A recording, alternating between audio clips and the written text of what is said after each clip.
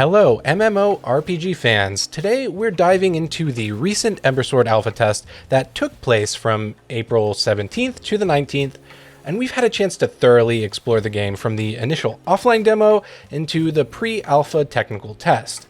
And now they've just finished wrapping up their first alpha. So let's take a look at how far Brightstar Studios has come since their technical test in 2022. The alpha test began with press access on the 17th, while the public was allowed in from the 18th to the 19th. Players were allowed to jump in and play for 30-minute intervals, followed by a short survey for feedback. We've previously played an offline demo build of Ember Sword, and the game has come a long way since then.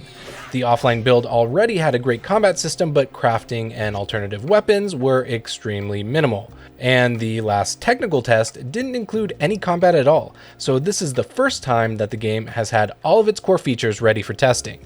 The test took place in the nation of Solarwood, where players could experiment with 4 different weapon types: a sword and shield, a staff, dual pistols, and a flail called a censer.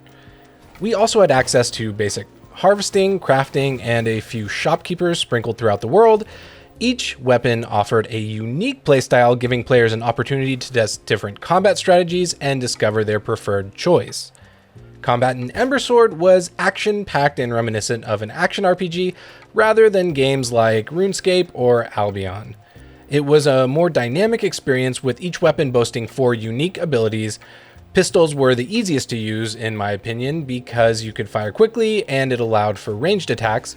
The combat system encouraged players to adapt to different situations, strategize, and effectively use their chosen weapon's abilities. However, the combat still needs a lot of polish. Some animations felt like placeholders, and the effects weren't as exciting as they could be. Additionally, there were some healing and defensive abilities, and you could kind of suss out some of the weapons as certain archetypes. Obviously, the staff was a long-range damage dealer, where your main defensive ability was to teleport away from danger, and you would have long casting times on some of your abilities. The censer was more of a paladin with defense and healing capabilities, but overall, I hope to see more synergy in the weapon abilities with grouping in future tests. Currently, the alpha test was primarily a single-player affair, but we anticipate more multiplayer elements to be introduced as the game develops. Skills in Ember Sword level up by how often you perform an activity. The skill-based system is very reminiscent of other games like Albion, and as your weapon levels up, you'll notice an increase in proficiency. For example, the more you use your staff, the more the staff levels up. In some cases, I was able to defeat enemies in a single shot, though it's kind of hard to tell if that was an increase in weapon proficiency or if I just managed a few critical hits. The UI was not very informative in that regard. Harvesting was simple and straightforward, with ore, plants, and trees to gather. The respawn rate for resources was quite high, making it easy to level up harvesting skills. However, we expect resource respawn rates to be adjusted in the live game for a more balanced experience, but I guess we really won't know until the game gets much closer to launch. We encountered various enemy types as well, from bears to boars to human scoundrels and a world boss log-chopping machine called the Steel Slice. Enemies dropped materials, allowing players to choose their preferred playstyle, and you don't need to harvest or even craft in the alpha. You can simply farm mobs for many of the resources, or farm specific mobs like humans for gold drops. But if you decide you want to harvest and not craft, all you have to do is sell the materials to a vendor.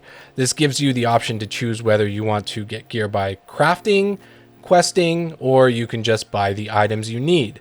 This flexibility in acquiring gear was a welcome feature, and we hope to see it translated into the live game, even if unique gear pieces weren't really showcased in this alpha test.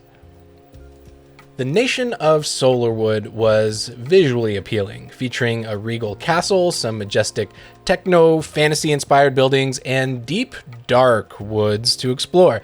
The dense forest could be challenging to navigate, but they added an element of mystery and adventure.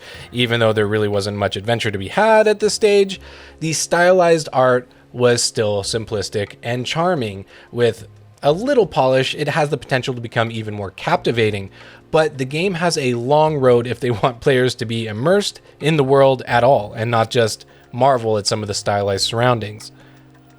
We also tested several quests and a PvP area during the alpha test. The quests were primarily courier quests, where you were charged with fetching materials and returning them to an NPC. They were not that great of quests, but it was good to see the team is working on a story and questing system.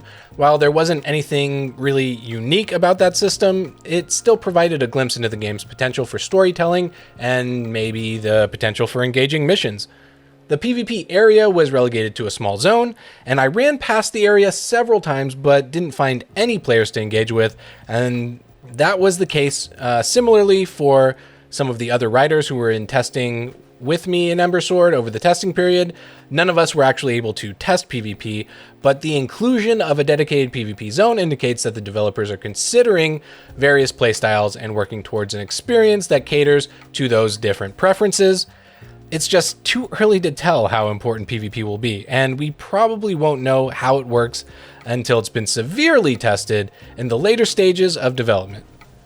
Overall, the Ember Sword alpha test was a success, depending on how you garner success. Despite some hiccups like missing skills, hotkey issues, and latency problems related to attack and hit detection, it was still a generally good experience. It's important to note that the game will be free to play on launch, and in a recent interview I had with their chief publishing officer, it seems the studio is focusing on providing a great experience for all gamers, not just blockchain enthusiasts. As a quick reminder, Ember Sword completed several land sales and will utilize blockchain technology in the game. Yes, that means NFTs. With the last technical test primarily relegated to land and badge holders, this test was kind of a departure from that, as you didn't have to be a landowner or a badge holder to participate. This kind of points to the commitment the team has at improving the game and reaching out to a broader audience, but it's very early in the game's development to jump to any conclusions on how the use of blockchain will shake out in the future. And there we have it. Thank you for joining us for our in-depth impressions of the Ember Sword alpha test. Be sure to hit that like and subscribe button for more comprehensive coverage of your favorite MMO, RPG, and MMORPGs. We'll see you next time.